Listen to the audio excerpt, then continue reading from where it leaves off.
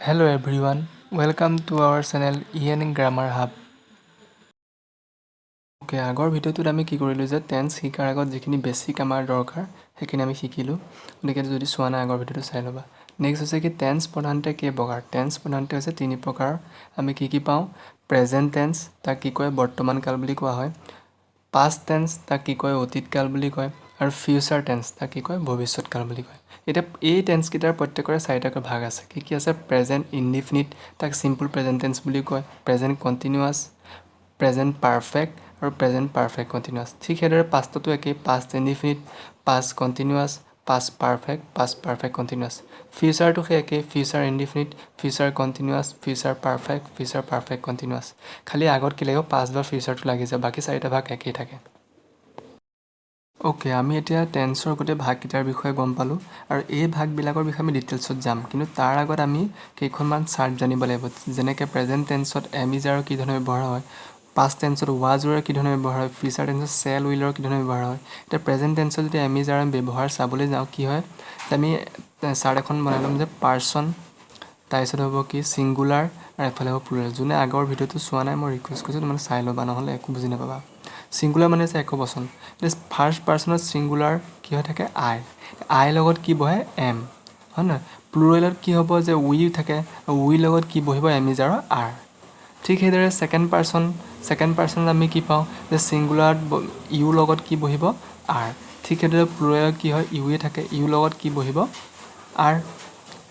ঠিক সেইদৰে থাৰ্ড পাৰ্চনত যদি চাবলৈ যাওঁ, থাৰ্ড পাৰ্চনত ছিংগুলাৰ কি হয়? হি, চি, ইট, এনি, নেম, ইয়াৰ লগত সদায় কি বহে? ইজ বহে। আৰু প্লুৰেলত কি হয়? যে দে হয়, আৰু দে মানে সিহঁতৰ লগত সদায় আৰ বহে। প্ৰেজেন্ট টেন্সত এম ইজ আৰৰ নিচিনাকৈ পাষ্ট টেন্সত এম ইজ আৰটো কি হৈ যায়? ৱাজৰ হিচাপে ব্যৱহাৰ হয়। গতিকে আমি ৱাজৰ ব্যৱহাৰটো চাওঁ। ইয়াৰ বাবে আমাক কি হ'ব যে আগৰ নিচিনা এখন চাৰ্ট লাগিব। তাত পাৰ্চন থাকিব, এফালে কি হ'ব? ছিংগুলাৰ থাকিব মানে একবচন, আৰু এফালে থাকিব কি? প্লুৰেল মানে বহুবচন। এতিয়া ফাৰ্ষ্ট পাৰ্চনত আমাৰ কি হয়? যে ছিংগুলাৰত আই থাকে, আইৰ লগত কি বহিব ইয়াত? ৱাজ, আৰু ৱাৰৰ ভিতৰত কি বহিব? ৱাজ হ'ল। ঠিক সেইদৰে প্লুৰেলত কি হয়? উইৰ লগত কি বহে? ৱেৰ হৈছে। তেনেকৈ ছেকেণ্ড পাৰ্চনত যদি আমি আহিবলৈ যাওঁ কি হয়? যে ইউ হয় ছিংগুলাৰত, গতিকে ইউৰ লগত কি বহে? ৱেৰ হৈছে। ঠিক সেইদৰে প্লুৰেলত ইউৰ লগত কি বহিব? ৱেৰ হ'ল। থাৰ্ড পাৰ্চনত কি হয় আকৌ? যে আমি কি পাওঁ? ছিংগুলাৰত কি থাকে? যে হি থাকে, চি থাকে, ইট থাকে, বা যিকোনো নাম, যিকোনো মানুহৰ নাম হ'ব পাৰে এটচেট্ৰা। তাৰ লগত সদায় কি বহে? ৱাজ বহে। আৰু প্লুৰেলত কি হয়? দে হৈ যায়, দে লগত কি বহে? ৱেৰ বহে। ঠিকে আছে। ঠিক সেইদৰে ফিউচাৰ টেন্সত কি হয়? চেল বা উইলৰ ব্যৱহাৰ হয়। গতিকে আমি তাৰ বিষয়ে জানো যে কি হয়? পাৰ্চন দিলোঁ আমি এফালে কি দিলোঁ? ছিংগুলাৰ দিলোঁ, এফালে প্লুৰেল। নেক্সট আমি ফাৰ্ষ্ট পাৰ্চনত কি হয়? ছিংগুলাৰ থাকে আই, গতিকে আইৰ লগত কি বহে? চেল। প্লুৰেলত কি হয়? উই, এতিয়া উইৰ লগতো কি বহিব? চেল। নেক্সট ছেকেণ্ড পাৰ্চন আহিল, ছেকেণ্ড পাৰ্চনত কি হ'ব?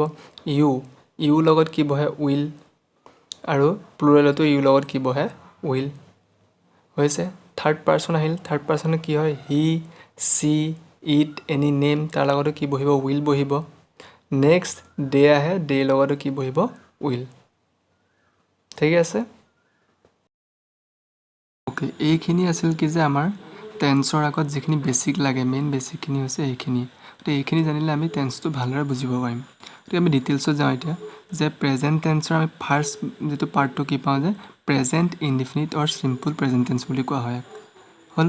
এতিয়া হৈছে যে সদায় কৰা কাম, যিবোৰ অলৱেজ, ডেইলি, এভৰিডে আমি দেখা পাওঁ, প্ৰায়ে কৰা কাম, যিবোৰ অফেন থাকে, বা অভ্যাসগত হেবিচুৱেল যিবোৰ একশ্যন হয়, চিৰন্তন সত্য যিবোৰ ইউনিভাৰ্চেল ট্ৰুথ হয়, এনেকুৱা বুজোৱা বাক্যত কি হয়? যে এই টেন্স ব্যৱহাৰ কৰা হয়। ইয়াৰ ফৰ্মটো হৈছে কি? ছাবজেক্ট প্লাছ মেইন ভাৰ্বৰ প্ৰেজেণ্ট ৰূপ, ইয়াত V1 দিছোঁ, তাৰমানে প্ৰেজেণ্ট ৰূপ বা first form plus object. For example, I always go' to school. ইয়াত কি আছে? আইটো আছে ফাৰ্ষ্ট পাৰ্চন, সেইকাৰণে কি আছে? গ'টো গৈয়ে আছে। কিন্তু আমি যদি ফাৰ্ষ্ট পাৰ্চন ঠাইত যদি থাৰ্ড পাৰ্চন লওঁ, তাৰমানে থাৰ্ড পাৰ্চন ছিংগুলাৰ নাম্বাৰ যদি লওঁ, যেনেকৈ হি, চি, ইট, এনেকুৱা ধৰণৰ যদি বা যিকোনো মানুহৰ নাম লওঁ, তেতিয়াহ'লে কি হয়? গ'ৰ ঠাইত কি হৈ যায়? গ'জ। গতিকে যদি আমি আই ঠাইত যদি হি লৈ লওঁ, হি অলৱেজ কি হ'ব? Goes to school.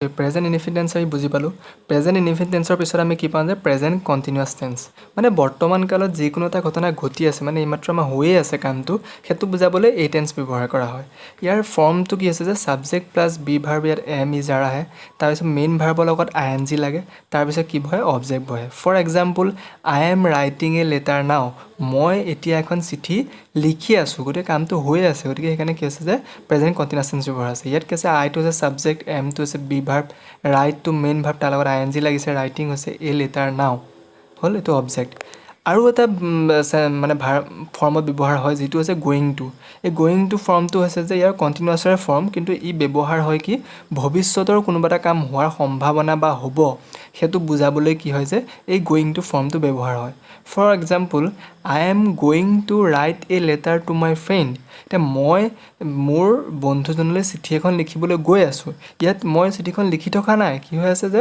চিঠিখন লিখিবলৈ গৈ আছোঁ তাৰমানে ঘটনাটো হোৱা নাই হ'ব বা হোৱাৰ সম্ভাৱনা আছে তাক মই কি কৈছোঁ কণ্টিনিউৱাছ টেন্সৰ ফৰ্মত বুজাই আছোঁ গতিকে ফৰ্মটো কি আছে কণ্টিনিউৱাছে আছে কিন্তু বুজাই আছে কি ভৱিষ্যতে হ'ব বা হোৱাটো